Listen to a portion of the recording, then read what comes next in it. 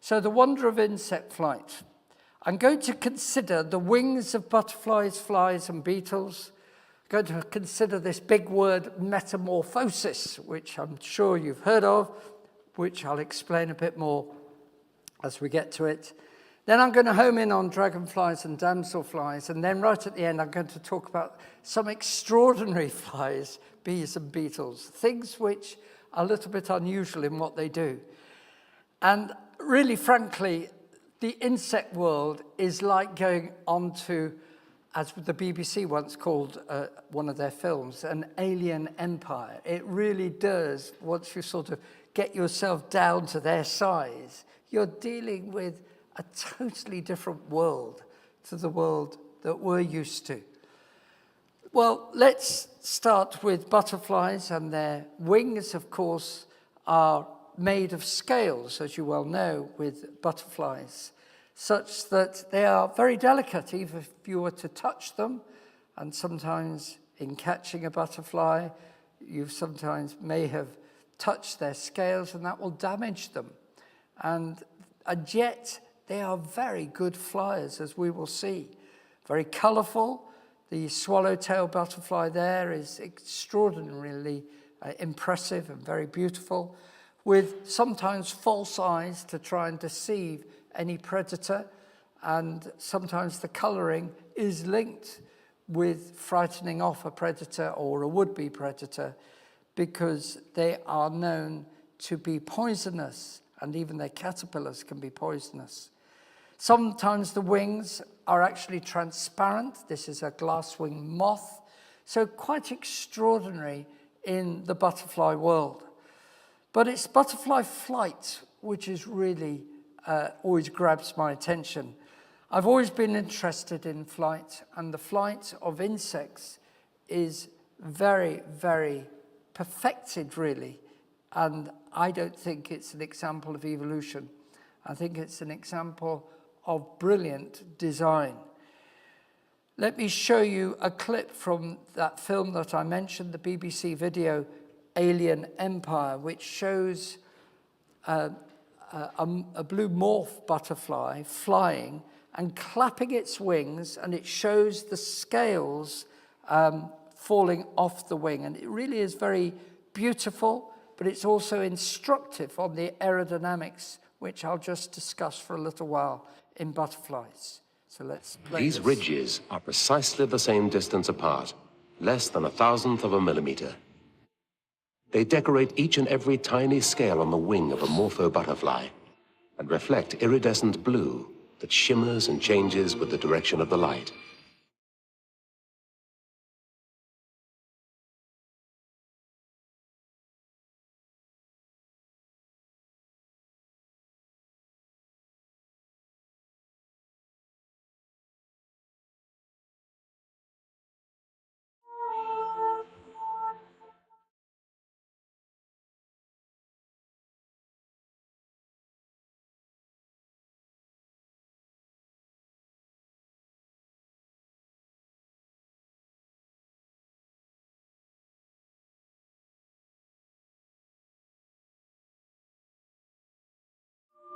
The butterfly sheds a few scales as it flies, and still they reflect the light, leaving a sparkling firework display in its wake. It's one of the best examples of a video showing this clap and fling principle, which has only been understood in the last 30, 40 years. And this clap and fling principle is actually using spinning air, which we would call vortices, which come in.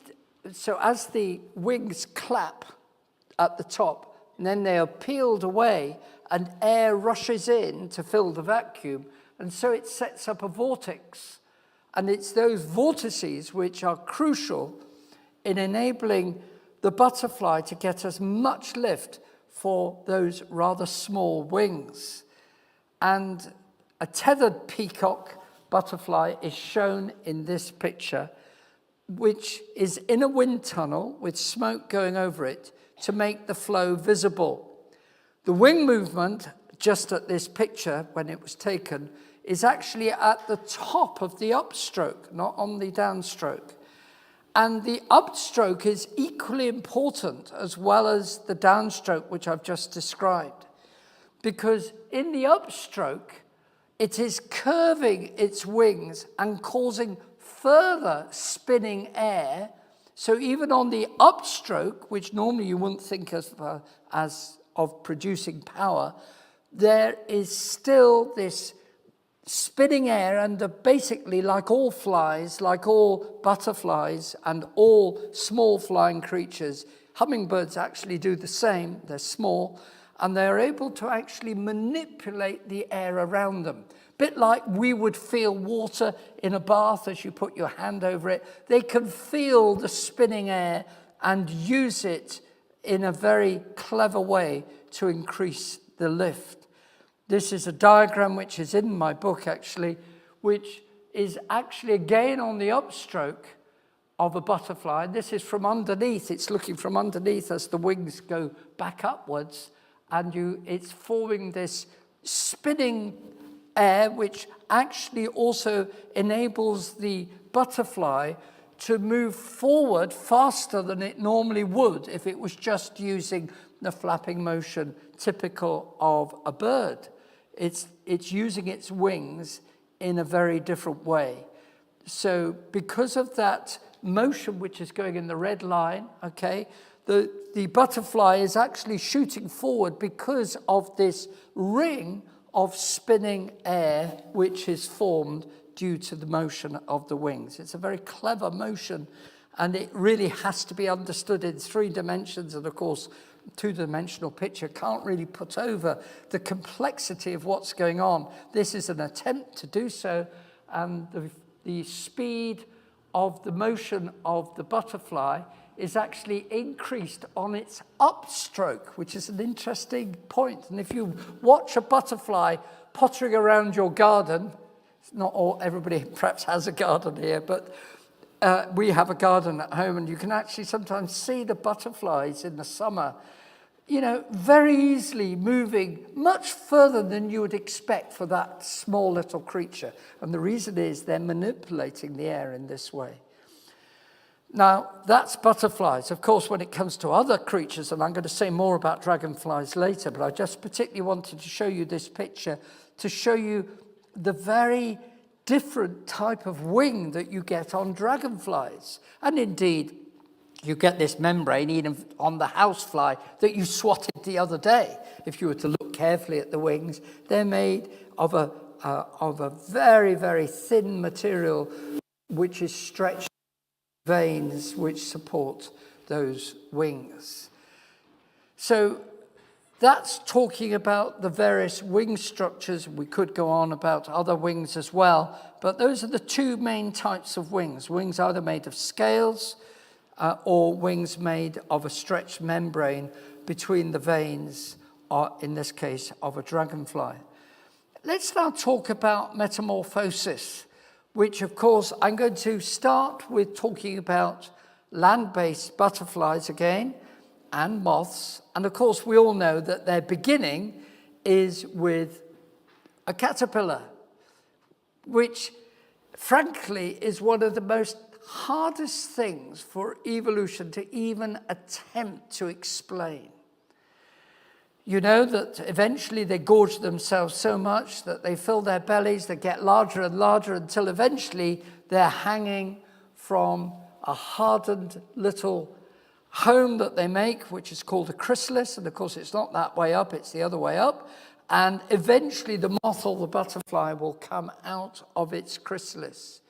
It went in as a caterpillar, and it comes out as a totally different creature. It went in feeding on leaves, and it comes out with mouth parts which no longer feed on leaves. It actually doesn't have the same type of mouth. It actually has a tube which unravels, and it feeds on the nectar of flowers. A totally different feeding system. It's a proboscis, it's called, and it is something which is just one of the massive changes between the caterpillar and the butterfly. Obviously, the big one is that it has wings, whereas the caterpillar had nothing to do with wings. The caterpillar had lots of legs, but yes, the butterfly has legs, but it's primarily moving in a totally different way with very different legs. And of course, it has a very different system for locomotion, which is primarily due to flight. So you're dealing here with two, what we call body plans. Now, if you've got two body plans, even if I was to give you all the time that you wanted, millions of years is not going to change this problem. Because what you've got to say that some sort of ancestor of this creature, which might have been something like a worm, whatever the evolutionist is going to say was the ancestor to the development of this system, actually has to change its lifestyle completely at one point. Because I need to tell you that caterpillars don't lay eggs. It's the second body plan, which is the butterfly or the moth, which lays eggs, which become the first body plan. So how are you going to propagate the in-between creature, which hasn't quite got all the system together yet, says, hold on, guys, I still need to evolve a bit more because I've got to actually get into this way of changing my propagation, whereas worms, well, they can propagate actually by just cutting them in half, and you've got two worms. But, okay, the evolutionist is saying that it's a worm, but it's obviously some creature ancestral in their minds, and frankly in their imaginations, which they are saying was busy propagating itself, but now suddenly has to change the way it propagates such that it says, I'm no longer going to lay eggs or whatever means they were propagating before. I'm going to form a second creature, which is totally different to the first creature, which we're going to depend on to lay eggs for the first creature. Are you getting my reasoning? So even if you'd got all the millions of years you were proposing for mutational changes, you actually haven't got, in the in-between stages, the ability to propagate. You've lost it because you've got to rely on a huge number of mutations, supposedly, and I don't accept the theory, of course, but you've got to rely on all these mutations in order to develop this new system, which is totally different to the ancestral system. And I've read up on this, and I've searched for what the evolutionist is proposing for the origin of metamorphosis. Now, the closest you get is a discussion of the existing genetic makeup and saying that this is where the second body plan is and this is where the first body plan is. Well, that's fair enough. That does need sorting out. But there is no, as far as I know, there is no paper written saying that we have found what we think is the genetic ancestral system which led to the bifurcation, the splitting up of one body into two body plans. That's what I'm after, and I've never seen a paper even written on it. Now, if somebody can find it, I'm very happy to read it. But I've been at pains to try and investigate what is the evolutionist proposing for the origin of metamorphosis. And I don't even see them addressing it. That's what concerns me. And yet, it's one of the most obvious things in the insect world. It's not just butterflies. A whole host of creatures are using metamorphosis. So wonderful to see these things happening, and it really is, frankly, very, very instructive to actually see caterpillars changing into butterflies. And of course, that's the cycle, the egg, the caterpillar, the chrysalis, and then finally the adult butterfly. And by the way, when you look at the fossil record, do you see any evidence of change? No. This is a metal mark butterfly. And it can even be identified for what type of butterfly it is from the fossil. I've actually seen the original fossil. It was sitting at Albany State Museum, which is the New York State Museum in the capital of New York State, which is Albany.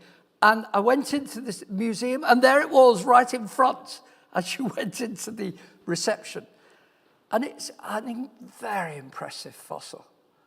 And to actually see it and see the exquisite preservation of the wings, and even being able to identify it as a metal-marked butterfly, shows you two things. Number one, it was catastrophic burial. And number two, because there's no way you could have fossilized that slowly. Do you see butterflies fossilizing gradually in your garden? No, of course you never do. They just disintegrate. They become hard, and they just, basically the body just goes to dust.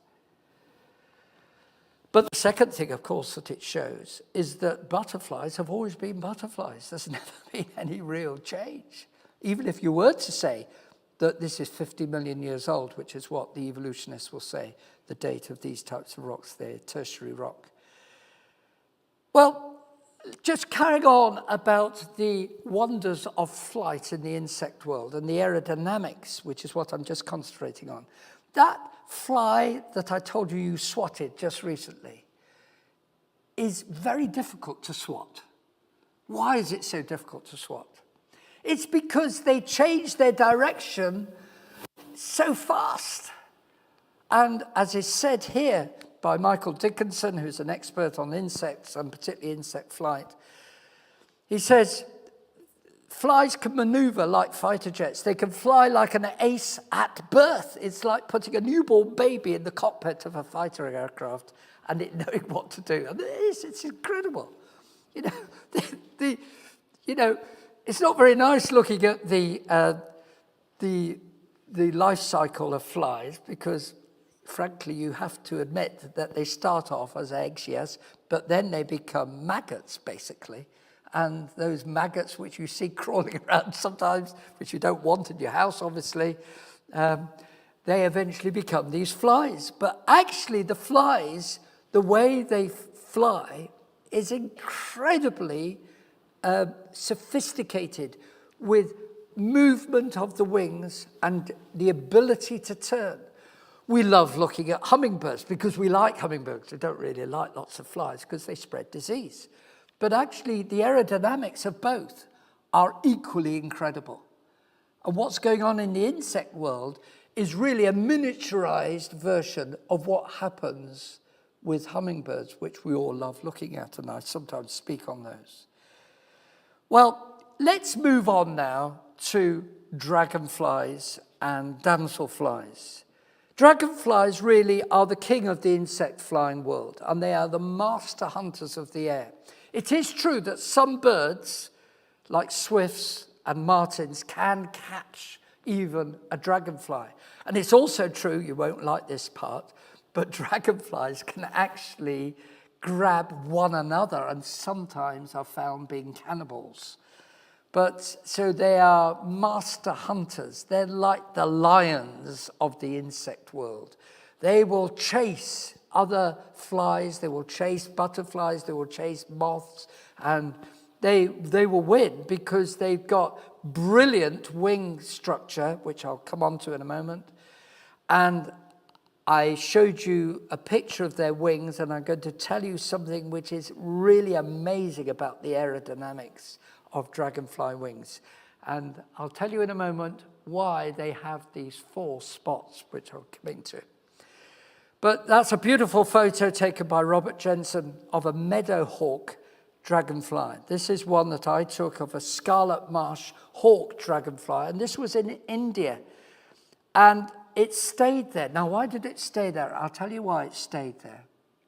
Because it had recently come out of its larva stage, which is actually called a nymph. And the wings were still probably drying, which is why I was able to creep up and get a very good photo of this scarlet marsh hawk dragonfly. It really does have a red poker really coming out of it, of the backside there. And it has these incredible eyes, which are almost able to see in every which way, even partly looking backwards as well. And they have these wings with these 4 spots on, because they've got 4 wings. This is just one side, of course. And I'm just going to talk to you about this part, which is called the pterostigma. The pterostigma is actually vital because it's like a tiny little weight. If those wings did not have this concentrated region where it's slightly denser and makes for an additional small, not very big, but it's like having a little sort of tiny little bit of lead there, right? It's a bit heavier than the rest of the wing, a bit denser. Now, why do they need it? Well, aerodynamicists have worked out that for the flight speed of dragonflies, which is somewhere in the region of 20 to 25 miles an hour, which is pretty fast for an insect, okay? You'll find that butterflies don't go more than about maybe 5 miles an hour at the most. So this speed would cause the wing to flutter if it did not have these extra weights, which just dampen that fluttering down. Flutter is an aerodynamic problem. When aircraft first started going pretty fast, approaching the speed of sound, they began to realize that the wings would shake. And there were some disasters where the wings cracked due to this fluttering. So flutter, aerodynamic flutter, is where the oscillation gets out of control and it begins to grow and the wings can even break off. So that's a problem, of course, for anything that flies, including insects. And if the wing is too light, then the oscillations would grow and the wings wouldn't be any use to the dragonfly, might even be torn off. So with the weight, that means that it is able to fly properly, and it's absolutely essential. But there's more to dragonflies and damselflies than that. They have 2 muscles operating each wing. So they have a muscle which contracts to bring the wing down, and then they have another muscle which curves over and is actually pulling the wing up, so that when that contracts, the wing goes up. So you've got 2 muscles, one muscle for pulling it down, one muscle for pulling the wing up. Normally, for other creatures like just houseflies, it will just be simply the pushing in of the thorax, bringing the wings down, and then the relaxation of that brings the wings up again. And it's a much less powerful system. Consequently, the dragonfly and the damselfly have the ability, by twisting their wings, as these muscles are pulling the wings up and down, plus this twisting motion, they are able to manipulate, a bit like the butterflies, but at much higher speed, to manipulate the air. Rather, they must feel the air rather like custard. You know, they actually feel the forces on the wings, and they're able to grow much greater lift by twisting the wings. We call it supination when it's twisting the wing up, and pronation when the wing is going down. This is a diagram from, again, Dickinson, which shows the lift, which is the red line, and the black lines is showing the twist, the plane of the wing, and then it shows the movement of the wing going down, and then when it comes up on the upstroke, the wing is going back again and then comes down again like that. So it's doing this motion, and that causes there to be greater lift than if it was just simply going up and down. Damselflies, which have thinner bodies, and are called that because, you know, people think of a damsel, a young lady, but actually that's where the comparison ends, of course, because you have male and female dragonflies, male and female damselflies. And damselfly here is shown in flight, hovering and taking a spider out of its web. Just follow this with me. There's one insect that launches a full frontal attack on spiders.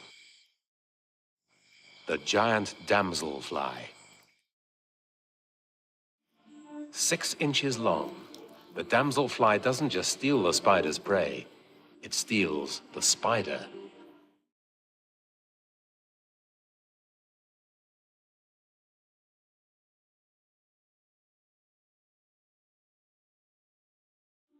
It can hover, stalking the spider from the air, then snatching it from its web.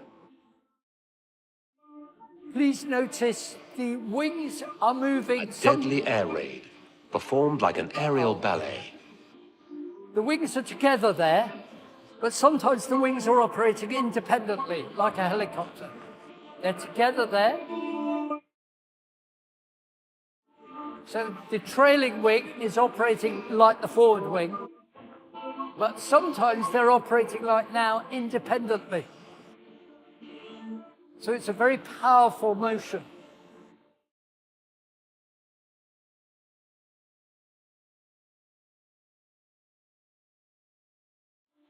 Well, do you want to see the gory bit where it gets it? Oh, you're all nodding, so I have to keep playing it.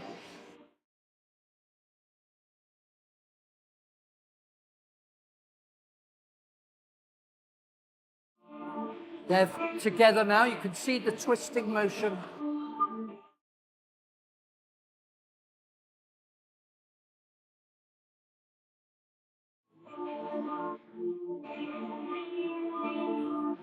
Together. Now independently.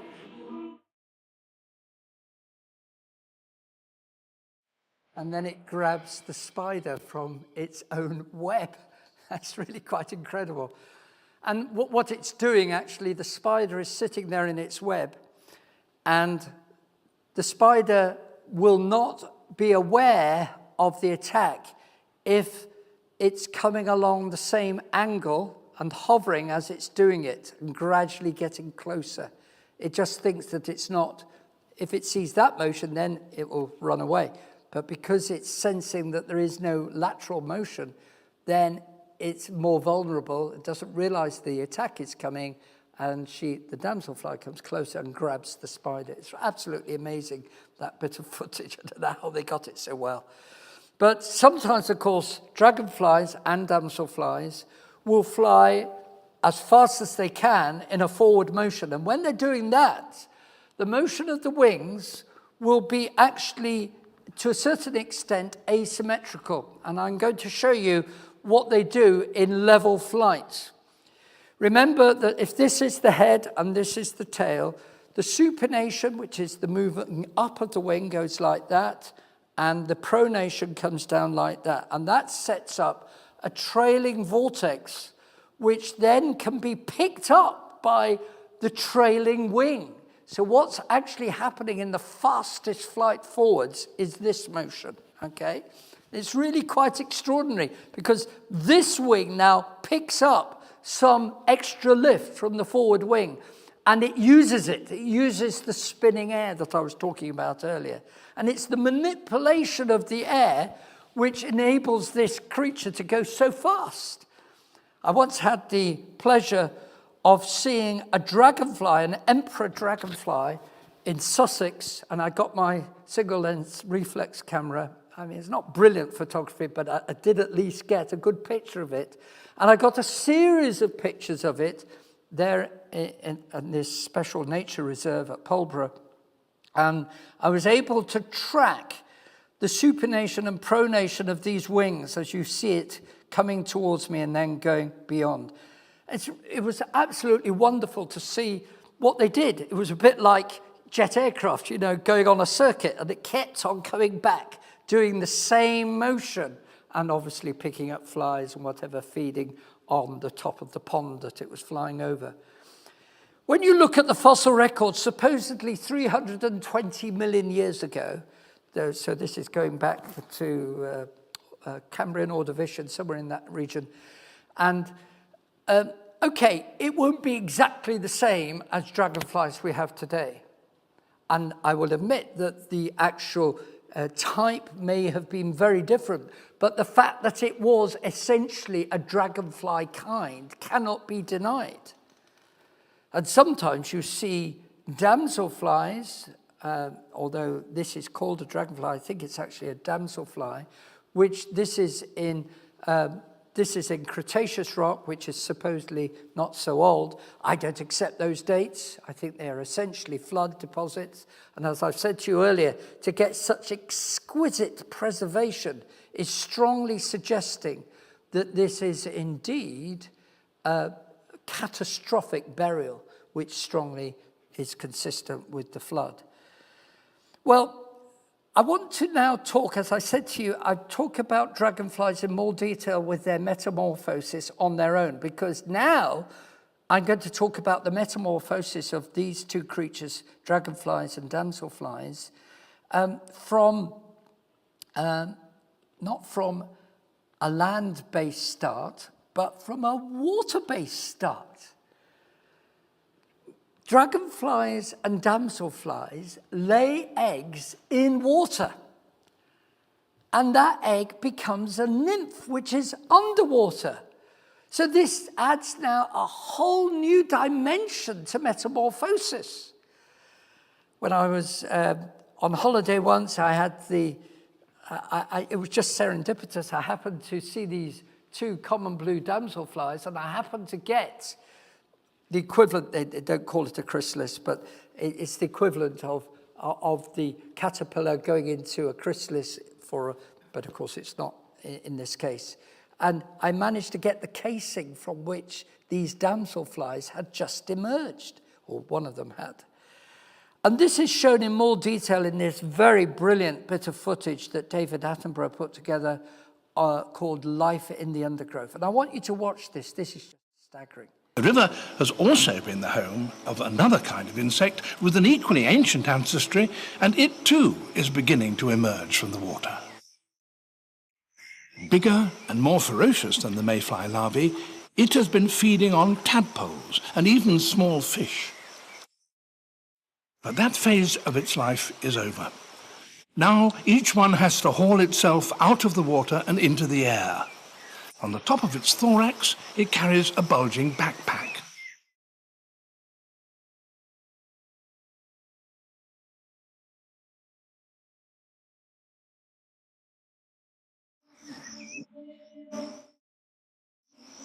It hunches itself and its outer skin splits. A very different creature begins to appear. Look at this. White threads are drawn out of its flanks. They are the linings of thin tubes that penetrate deep into its body, air tubes that will enable the insect to breathe now that it is out of water.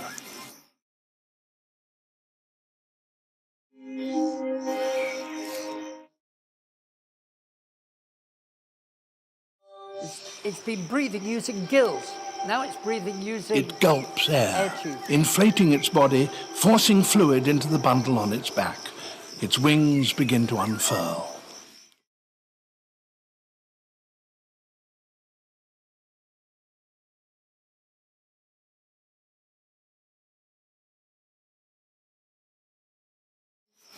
Ten minutes later, the wings open. They'll never close again. Now I'm going to keep playing it because there's another interesting Next, bit. the huge muscles within its thorax must be exercised to prepare them for action.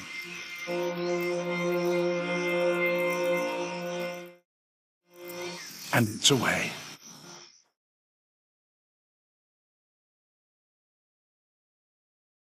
He then goes to show us some fossils. Dragonflies, like mayflies, belong to the most ancient group of insects that flew over the land. And here in the museum in Harvard, there are fossils of them that are 150 million years old. They're almost identical Did you hear that? with species that are still flying today. However, they're by no means the oldest. We know that there were other dragonflies even earlier, 225 million years ago, that were flying through the coal measure swamps.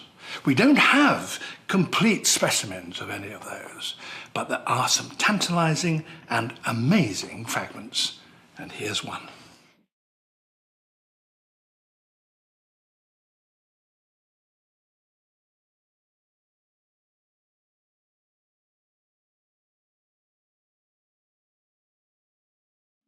This marvelously preserved wing has very much the same pattern of veins supporting panels of membrane as living species. The thing that makes it different is its size. From base to tip, it measures 12 inches, 30 centimeters. Little imagination is needed to replace the membrane that must have been there. This insect must have had a wingspan as big as a seagull's. Well, I'll leave it there, but that frankly is amazing, would you not agree? To have such exquisite preservation. Again, there is a thread running through the fossils part of my talk, which is indicating catastrophe because of the exquisite nature of the fossils, which we know that dragonflies just disintegrate, like I said, with butterflies when they die. So that's one lesson that we draw from the fossils, but the other is, of course, that apart from the size issue, which was what he was commenting on there, what he said earlier is true even of this dragonfly. They're essentially the same. There is no change. There may be change in size, and that could be answered. We don't know all the answers here, and we're not suggesting we do. But one thing that could be operating differently in the past is just a slight difference in the amount of oxygen in the air.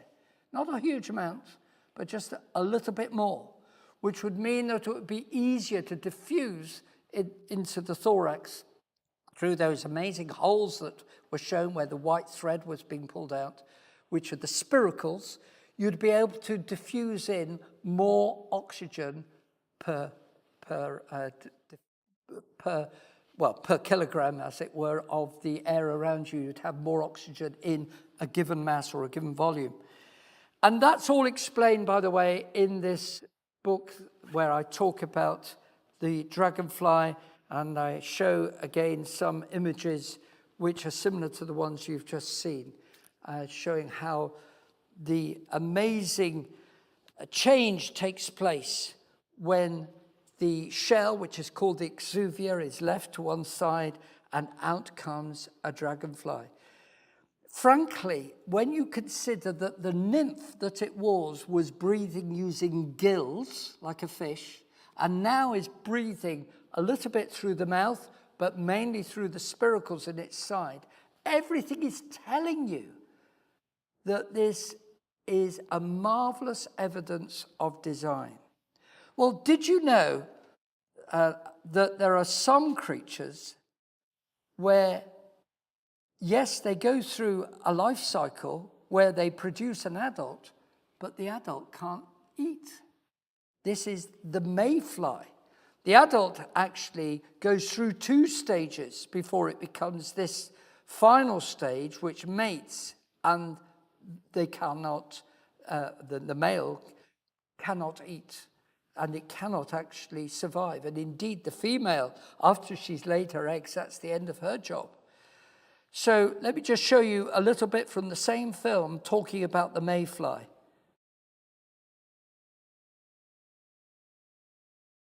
A summer evening on the Corus River in Central Europe. Its to turn the waters are volume up. mirror smooth. But on this particular day of the year, all that is about. Can you just turn the volume up? Giant mayflies, Europe's largest, are starting to rise to the surface and struggle out of the skins in which they lived as larvae.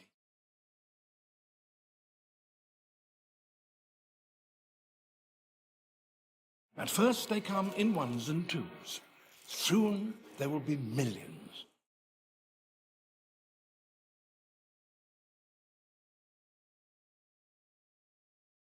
For 2 years they've lived underwater. Now they must fly to find a mate. This should be the climax of their lives.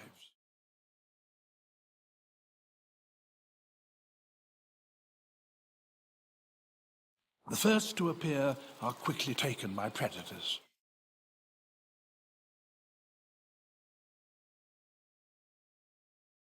But soon the swarms are so huge that neither fish nor birds can make any impact on them.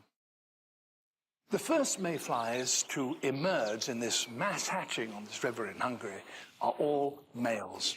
As soon as they free themselves from the larval skin on the surface, they take off and seek safety in the banks. And there they hang in trees and bushes, or indeed on my finger. And the reason they have to rest like this is because they still have to make one final molt. So this is 2 molts.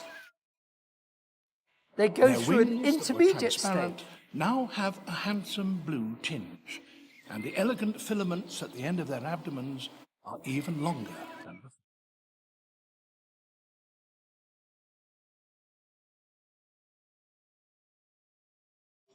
So where did They're this looking evolve for from? mates, but they have a problem. They can't feed, for they have neither mouth nor stomach.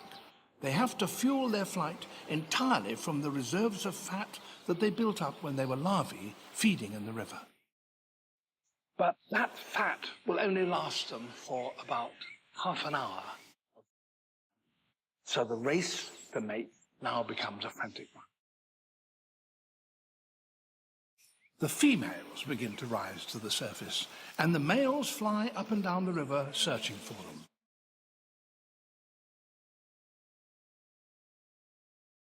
As soon as they find one, they all pounce on her, competing. Okay, we'll leave it there, but you get the basic point that the life cycle of this creature involves 2 stages. The first stage is called a subimago, and the second stage is called an imago. Sometimes it's called a dun, the first one, and the second one, which was shown with the very long tails, is the spinner.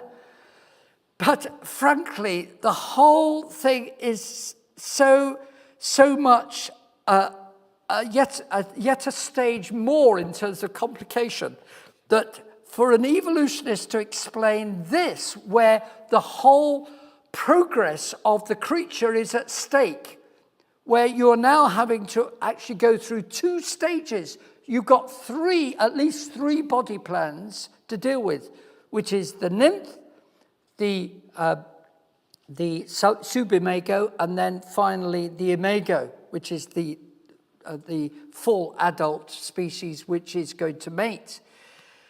And you're dependent on that final one laying the eggs to start the process all over again. And when you realize that it's not got the ability to feed, you've also got a time constraint, because you've got to make sure that the females are coming out at roughly the right time, and the males come first, and then, of course, as was said, they see the females, they mate, and they die. The fossil record shows mayflies to be exactly the same as they are today. Well, I said to you I'd mentioned some other very unusual creatures. That was the first one. The other one is the common bee, which is frankly amazing in what it does. And here's a fossil in amber of a bee, and it looks like a bee that we have today. Natural beehives are, of course, formed hanging on trees, and they're all following what the queen bee is doing, as you well know. The queen bee is basically the mistress of the whole hive, and the workers, which are fellow females, feed her, but they also feed all the other larvae, and they have to find enough nectar in order to feed the whole hive. And it was found out about 50, 60 years ago by an Austrian scientist that there is a communication going on in the hive, which is why it's extraordinary. Honeybees actually tell other honeybees where to go. The scouts usually go out first and they find where the nectar is. And they communicate by actually doing a waggle dance. And if it's vertical, it means fly to the sun. If it's at an angle to the vertical, it means go at that angle to the sun. And the number of waggles tells the other bees how far to go. There is an incredible communication system going on in the hive. And bumblebees, although they don't, as far as I know, use the same technique, they may communicate, but I don't think they communicate in quite the same way, also do some other extraordinary things.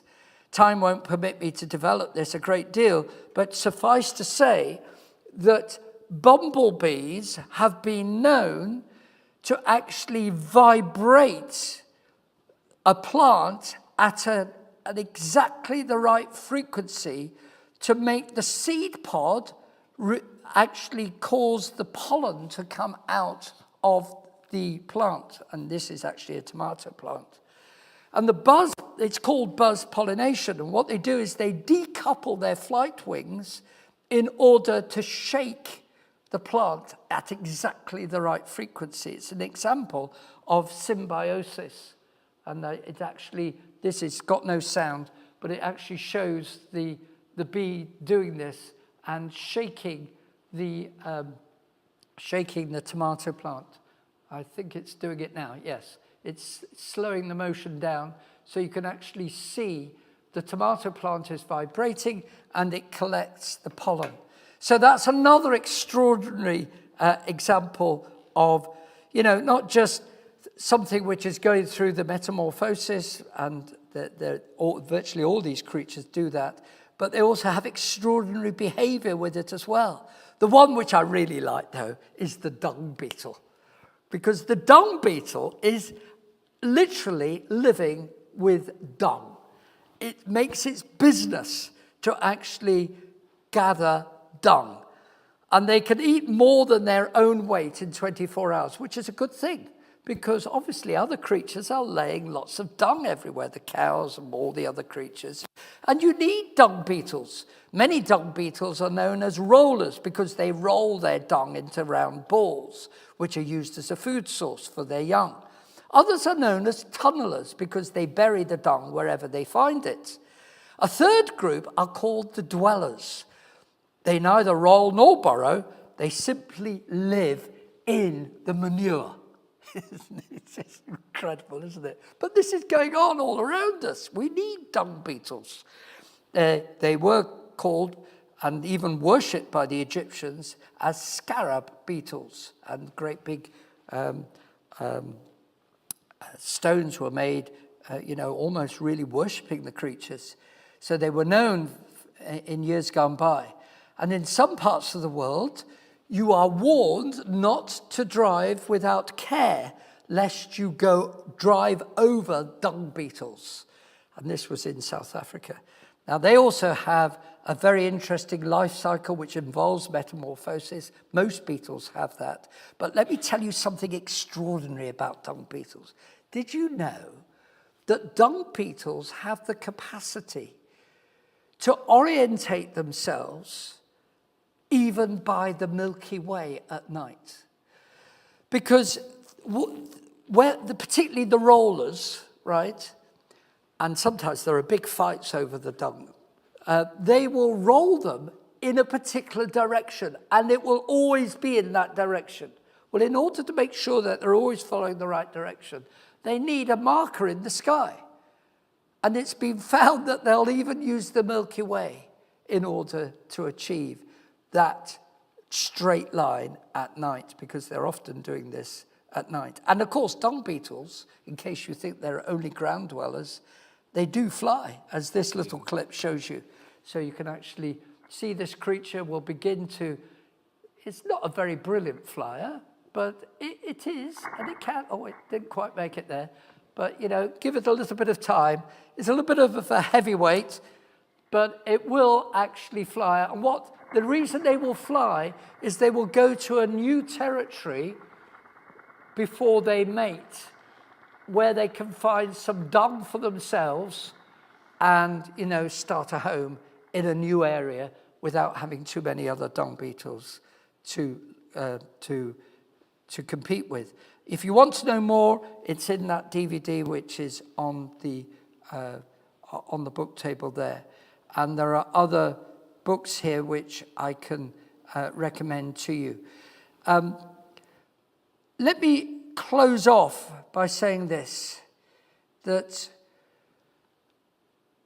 in the Bible it says, all your works shall praise thee, O Lord, and thy saints shall bless thee. My contention is that as Solomon didn't actually specifically talk about dragonflies or damselflies, neither did he talk about dung beetles, but he did talk about lots of creatures and saying how much he learnt about what God had done in making them all. And you find that in the book of Proverbs. In the book of Romans, it says, the invisible things of him are clearly seen, being understood by the things that are made, even his eternal power and Godhead, so that they are without excuse. So what this shows to us is that actually, as I've been showing to you, particularly with the caterpillar and butterfly, there is something much that we can learn from them. Because it really is a picture of what it is to be a Christian. In John chapter 3, verse 7, it says, you must be born again. And in 2 Corinthians 5, verse 17, it says, if any man be in Christ, he is a new creature. Old things are passed away. Behold, all things are become new.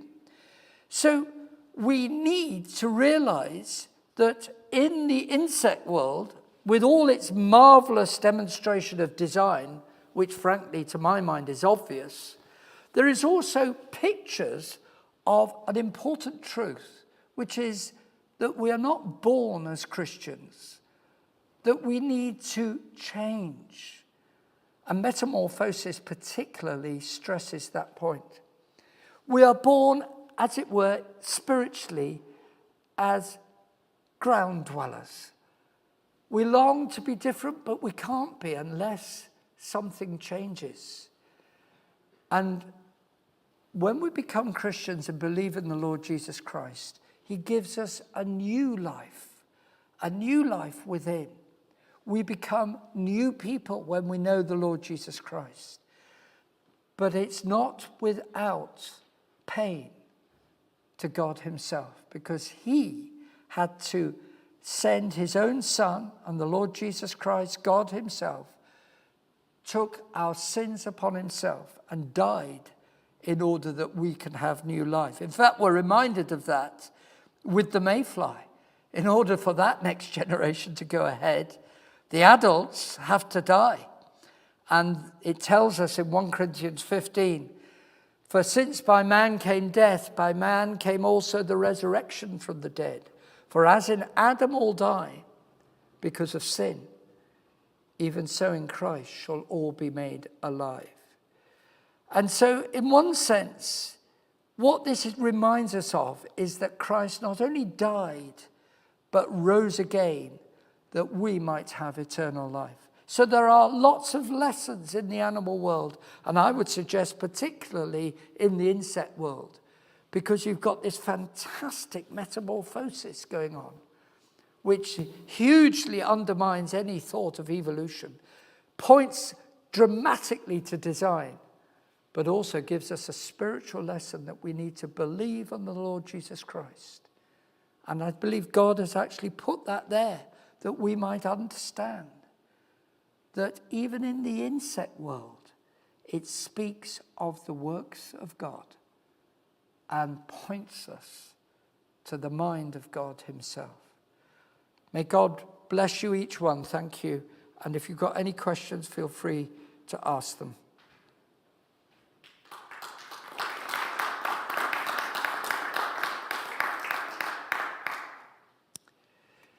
Questions? Yes, Phil. When we look at flying things that we build, they often have fixed wings, propellers and things like that. How much more efficient are living things flying than the kind of flying machines we create? Hugely more efficient because of this principle that I mentioned of manipulating vortices, which we are beginning to learn from For instance, drones have been made which have the ability to twist the wings. Stuart Burgess has actually had one in his group study making drones based on dragonflies and damselflies. The real problem is the power source, because you have to take your own power source with you unless you're going to remotely control it, but even then you can't, you've still got to get the power in some way to the wings, so you still have this problem of power. And so you're heavily limited as to how long you can keep going. A bit like those mayflies, you know, you've only got a certain battery life. That's where the biggest problem is. But of course, in nature, what's happening is that most of these, butterflies have this proboscis, which actually sucks up the nectar. There is the hawk moth, which actually has a proboscis as well. They need to constantly supply themselves with high energy liquid, the nectar, the sugar basically, which is the way they do it. And the dragonflies must be constantly feeding in order to give them all this energy. And so, yes, we are very, very far behind in terms of man-made machines. Our wings are not as efficient as they should be.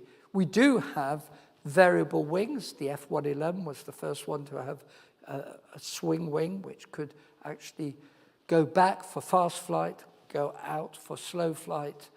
But that's very crude compared with what even the birds are doing, which I've not been talking about tonight. So much more efficient in the insect world, highly efficient even in the bird world.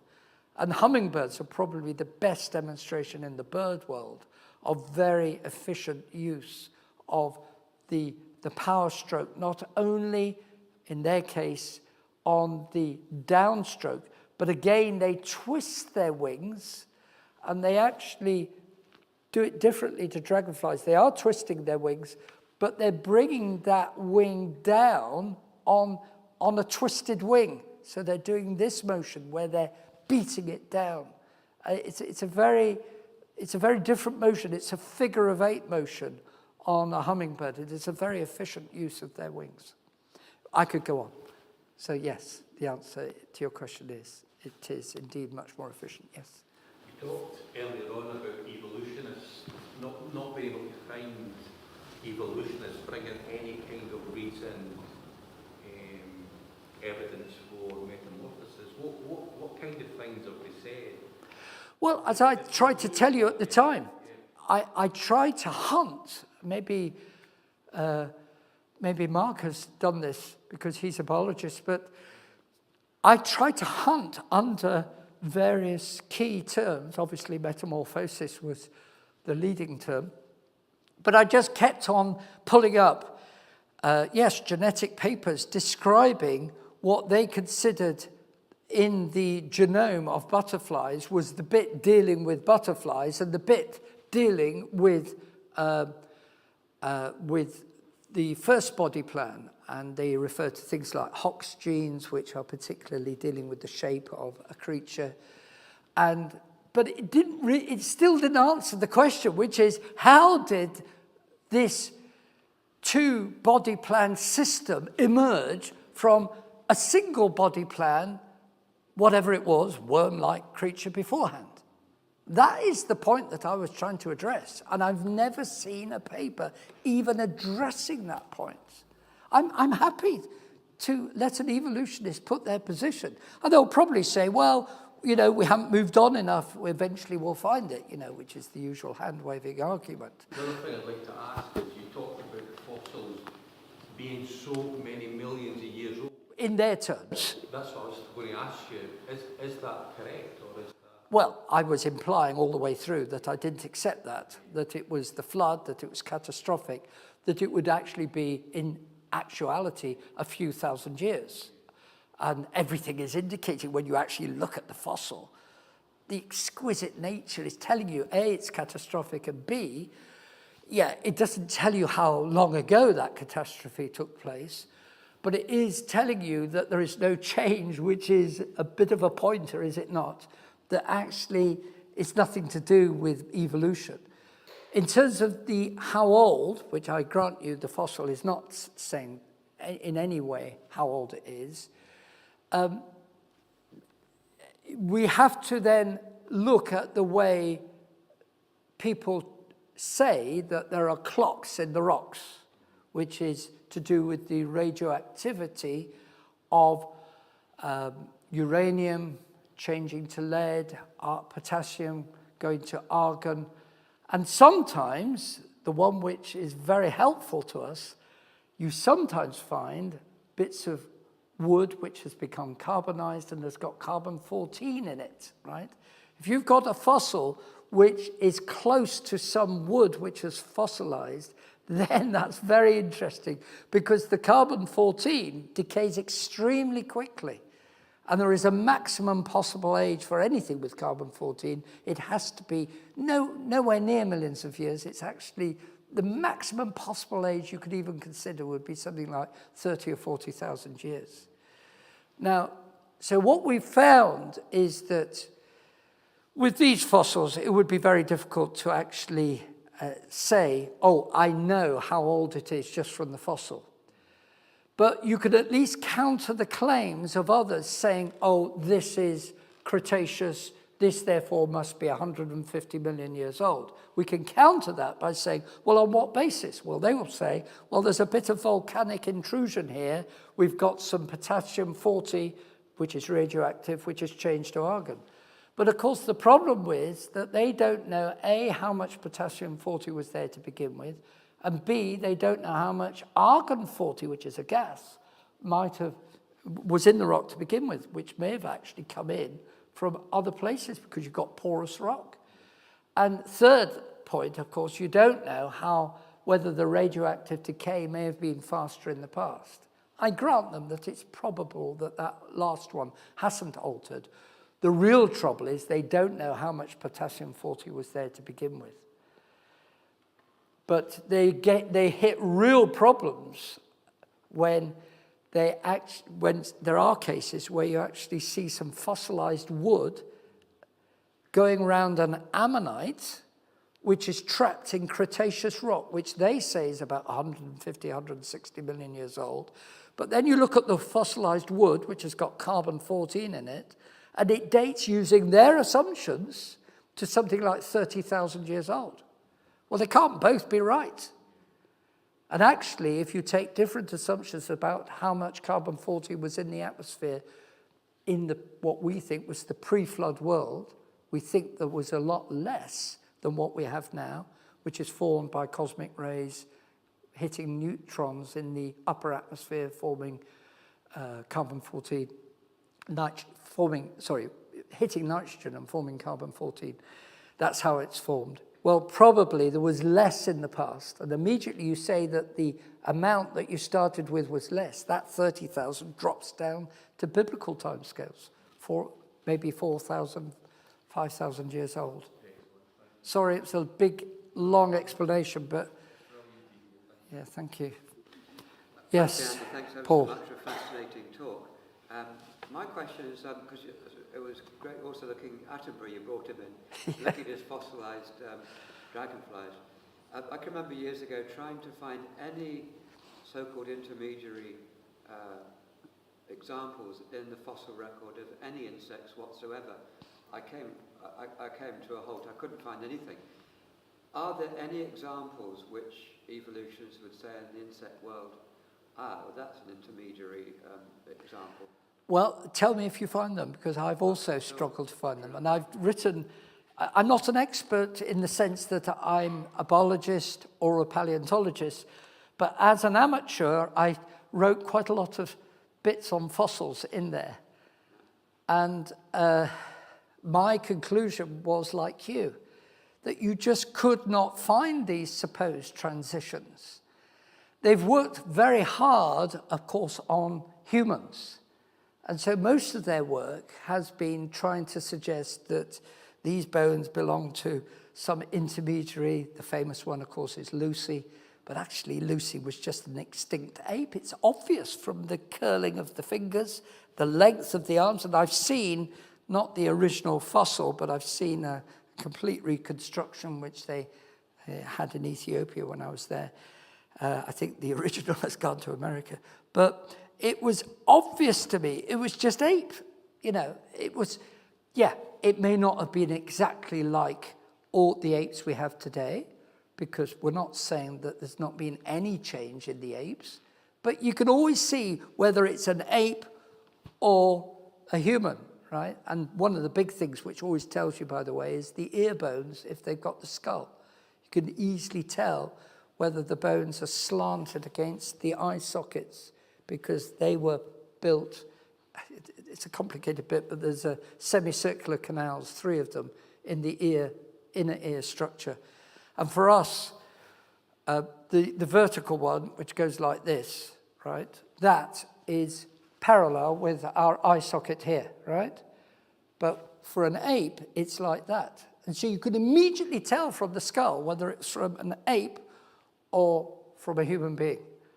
And if you line up, you know, I know you were talking about insects, but what I'm saying is when you look at what they've done about humans and apes, frankly, when you look at the skulls properly and you look at the bones properly, they all group either in the ape kind, simian kind, or else they group in the human kind. So Neanderthals were basically humans, right? Human. And those whom they call Homo erectus are really just from, some of them might be post-flood. Neanderthals, I'm sure, are post-flood. Not sure about Homo erectus and those, but they're essentially all Homo sapiens. That's really what's happening. Right, so now you apply the same logic to insect. Well, there's not been enough work done, basically. They hadn't even tried to find, in my view, the ancestral kinds, particularly to metamorphosing butterflies. There's just nothing there. So I'm not surprised that you couldn't find anything. But if you do, I'm interested. Have you come across anything, Mark? No. Any examples? Insect evolution is a big black box. It just happened, as they say. Of course. It happened, and we got them. Yeah. You even look at just flight, just the basic wings, where do they come from? Yeah. They have no really good theories. They Yeah. They have a few ideas, but it's laughable. Yeah, it is. So they will say that, you know, wing structures dealing with birds emerge from some sort of reptilian scale. But frankly, it's just a story. There is no actual evidence, even though I grant them that there are some creatures which certainly are birds, or at least their feathers, but they don't show you any in-between system where you've just got bits of scale, stringy bits of scale, which are changing into feathers which have this hook and ridge structure in the flight feathers. And they never show you how that's actually happened. Anyway, that's another story. Any other questions, or we'll close?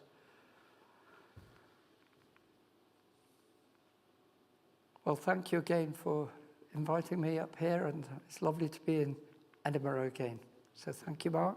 Thank you, Paul. Thank you, Phil.